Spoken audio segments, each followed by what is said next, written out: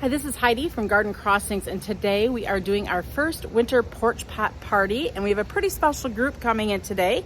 Actually, it is the team from Garden Crossings.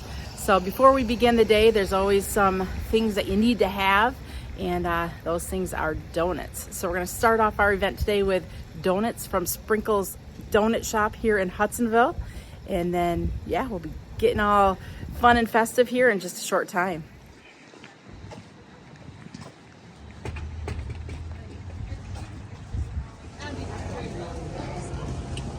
It's pretty busy here this morning.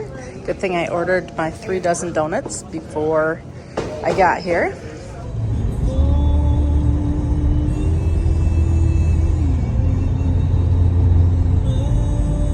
I just arrived at the greenhouse and the snow is falling. Mother Nature is just setting the mood for today. It's just so wintry feeling and so festive feeling.